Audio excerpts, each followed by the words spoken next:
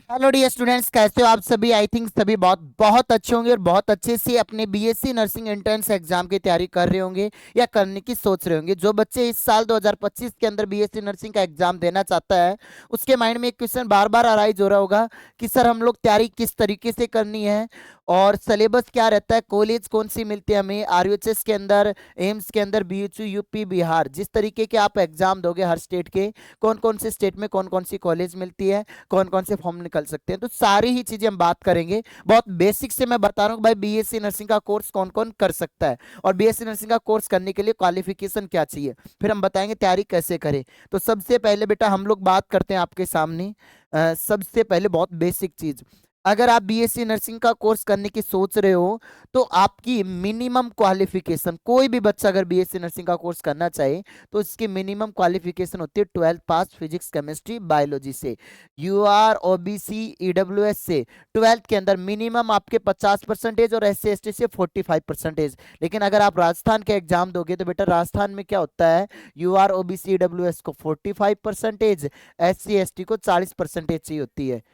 ठीक है। तो सबसे पहली चीज, अगर आप बीएससी नर्सिंग का कोर्स करने की सोच रहे हो तो आप मिनिमम 12th पास होने चाहिए। जो बच्चा 12th पास होता है वो ही बीएससी नर्सिंग का कोर्स कर सकता है। अब एज, मिनिमम एज कितनी होनी चाहिए, तो मिनिमम एज होनी चाहिए 17 साल। मिनिमम एज 17 साल कब होनी चाहिए, 31 दिसंबर 2025 को आप 17 साल के हो जाने चाहिए। तो ये क्वालिफिकेशन आप सभी प्यारे बच्चों की होनी। अब उसके बाद हम आगे बात करना चाहें कि सर क्वालिफिकेशन की बात हो गई, हम थोड़ा सा और आगे बढ़ते हैं। जैसे एग्जाम अलग अलग स्टेट वाले करवाते हैं, उससे पहले मैं एक चीज बताऊं कि जो बच्चा सबसे ज्यादा कंफ्यूज है, जैसे अभी काफी बच्चे इस वीडियो को देख रहे हैं कि सर सिलेबस क्या होता होगा। देखो आप बीएससी नर्सिंग का कोई भी एग्जाम दे लो, चाहे आप यार बच्चे राजस्थान का दो, चाहे बिहार का, हरियाणा का, एमपी का, यूपी का, आरएचएस का, एम्स का, किसी भी स्टेट का, ऑल स्टेट के एग्जाम दो, सब में एक तो 11 12th में से सबसे मेन आपको सबसे स्ट्रॉन्ग पोर्शन होना चाहिए 12th का PCB, physics chemistry and bio. Plus में सर और क्या स्ट्रॉन्ग होना चाहिए। अब जैसे सेंट्रल का एग्जाम होता है एम्स का, इसमें क्या आती है, 11th भी आती है, 11th की फिजिक्स केमिस्ट्री बायोलॉजी। तो ये पोर्शन आपका स्ट्रॉन्ग होना ही चाहिए प्यारे बच्चे। अब बात करें जैसे राजस्थान के हो, बिहार के हो, हरियाणा के, एमपी के, यूपी के, इन अलग अलग स्टेटों में अलग अलग एग्जाम होते हैं। किसी में राजस्थान जैसे 12th आ गई, किसी में 11 12 दोनों आ गई, केवल 11th किसी में नहीं आती, 11 12 दोनों के अंदर आती है। अब क्या होने वाला है, जनवरी सेशन जाने वाला है, फरवरी मार्च अप्रैल से आपके फॉर्म स्टार्ट हो जाएंगे बीएससी नर्सिंग के। तो कौन कौन सा स्टेट अब कब कौन सा फॉर्म भरवाने वाला है, उसके लिए अपडेट जानने के लिए आप इस चैनल से कनेक्टेड रहना।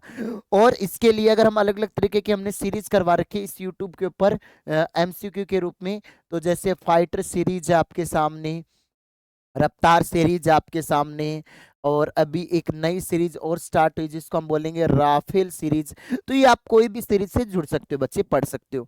अब हम जैसे ऑनलाइन से आप तैयारी कर सकते हो, हमारा आरचीएस की तैयारी करें तो डायमंड 3.0 बैच है 699 का, और आप एम्स की करना चाहो तो 999 रुपये का ये बैच आपको एप्लीकेशन से मिल जाएगा।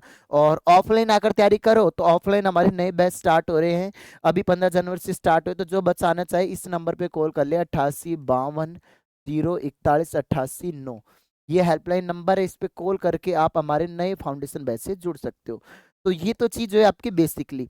अब हम बात करते हैं सबसे बड़े मेन एग्जाम।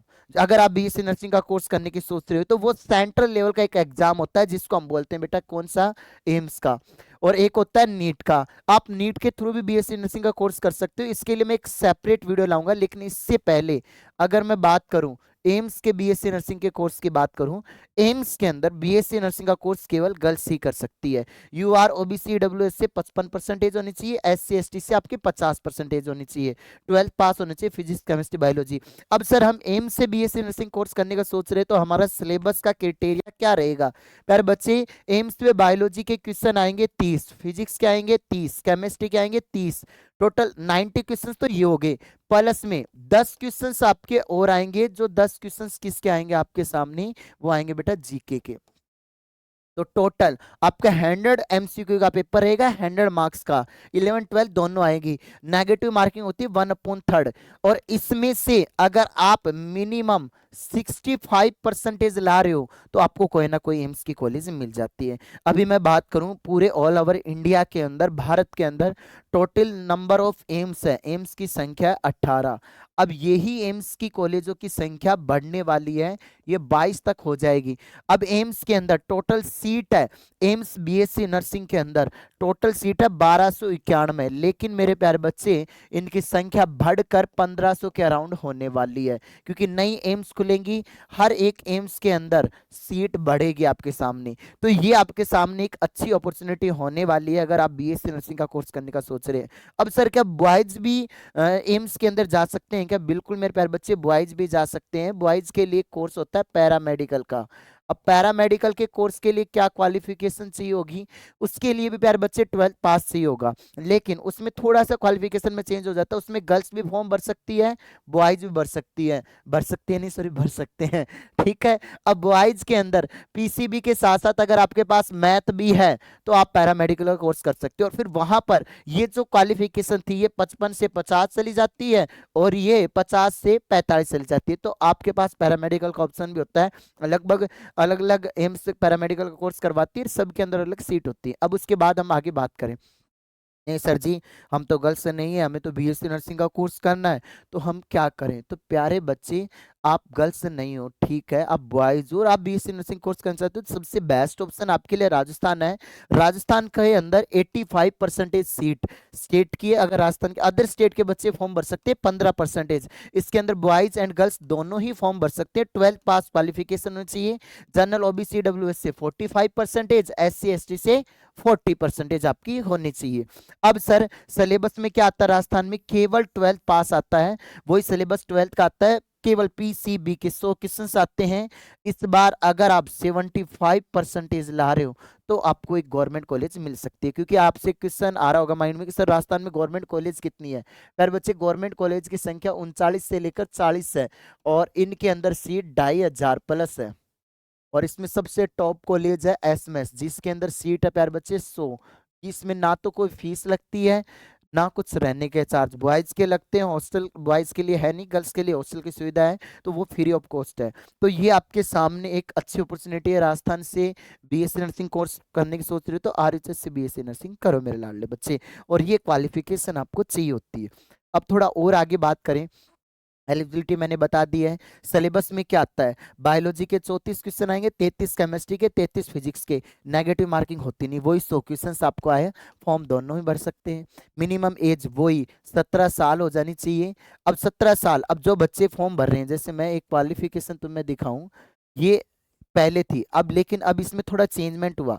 अब ये क्या है कि आपकी क्वालिफिकेशन 2025 है, तो ये अब 2026 का फॉर्म भरोगे, हर साल ये चेंजमेंट होता रहता है 31 दिसंबर 2026 तक। अभी कोई दिक्कत नहीं है, क्योंकि जैसे मैं आपको कुछ चीजें दिखाने की कोशिश कर रहा हूँ बच्चे, जैसे मैं साइड में चला गया तो आपको मैं दिखा रहा हूँ कि क्वालिफिकेशन क्या है। अब कोई दिक्कत वाली बात नहीं है। अब हम उसके बाद आगे मैं बात करूं, कोई दिक्कत नहीं है, ये हो गई। अब आगे उसके अलावा मिनिमम एज क्राइटेरिया हो गए, मैक्सिमम की कोई लिमिट नहीं है, ठीक है, ये चीज आप लोग याद रख सकते हो। अब ये आपके माइंड में आ गया, सर राजस्थान का भी समझ में आ गया, सेंट्रल का भी समझ में आ गया। अब सर हम तो यूपी के हैं सर जी, हम तो यूपी वाले भाई हैं, तो यूपी वाले हैं, एमपी वाले हैं। एमपी का भी देखो पेपर पैटर्न लगभग थोड़ा सा सेम आता है, इसमें एक एडिशनल सब्जेक्ट और जुड़ जाता है, इंग्लिश, ठीक है। ये ऑनलाइन टेस्ट होता है, नेगेटिव मार्किंग इसमें होती नहीं है। क्वालिफिकेशन वही लगभग सेम क्वालिफिकेशन है सबकी, यही जनरल के 50%, पीडब्ल्यू फिजिकल हैंडीकैप्ड की 45, ओबीसी एसटी की 40%। सिलेबस में 12 जीके इंग्लिश ये आता है मेरे प्यारे बच्चे। अब बिहार के अंदर सेम, बिहार के अंदर वही आते हैं क्वेश्चंस, देखो 100 क्वेश्चंस फिजिक्स के, 100 केमिस्ट्री के, 100 बायोलॉजी के, टोटल क्वेश्चंस आते हैं आपके सामने 300, और जिसके पास मैथ है तो उसके लिए मैथमेटिक्स वालों के लिए 100 आते हैं, ठीक है। तो इस तरीके से आता है, मैथ का सबके लिए कंपलसरी नहीं है। अब हरियाणा बीएससी नर्सिंग का फॉर्म भरना चाहो तो हरियाणा में वही क्वालिफिकेशन, सिलेबस में वही 11th-12th पास, और उसके साथ साथ ये सिलेबस में हल्का सा चेंज रहेगा, क्वेश्चंस की संख्या किसी में बढ़ रही है तो किसी में कम है। अब 36-18, अब आपके सामने 180 क्वेश्चन आ गए, जैसे नीट का पैटर्न होता है ना वैसे, बट नीट में क्या रहता है, बायोलॉजी में 90 क्वेश्चन होते हैं, यहाँ पर बायोलॉजी के कम करके फिजिक्स केमिस्ट्री में बढ़ा लिए, नेगेटिव मार्किंग नहीं होती है। तो अच्छी लेवल की जो तैयारी करेगा ना उसका सिलेक्शन आराम से हो जाएगा। अब आता है सबसे मेन ABBMU CNET, बहुत से बच्चे हैं जो यूपी के हैं, बीएससी नर्सिंग का कोर्स करने की सोच रहे हैं। अब सर कहाँ से करें, क्या करें?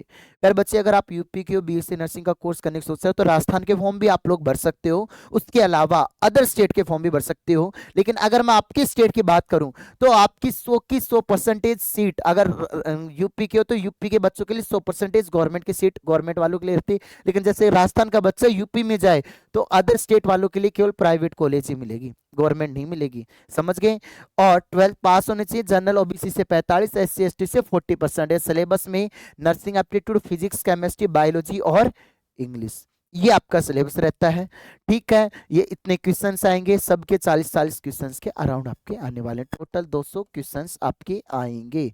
और जिस बच्चे के 150 प्लस मार्क्स आ रहे हैं, उसको टॉप कॉलेज मिल जाती है, लखनऊ के अंदर मिल जाती है।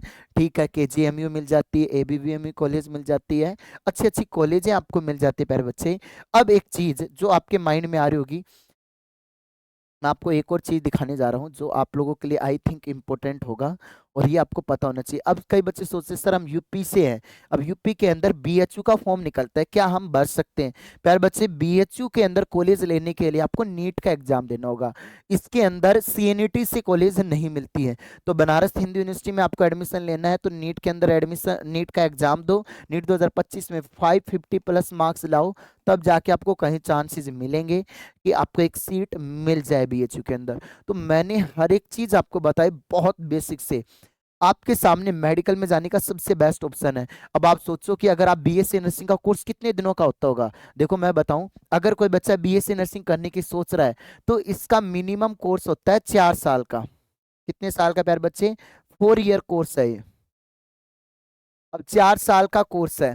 अब 4 साल के कोर्स के अंदर आपको क्या करनी, कॉलेज की पढ़ाई करनी है। उसके साथ साथ आप अपनी प्रिपरेशन जारी रखें। जो syllabus first year, second year, third year and fourth year में पढ़ा है, अब इनके क्या सेमेस्टर वाइज एग्जाम होने लग गए।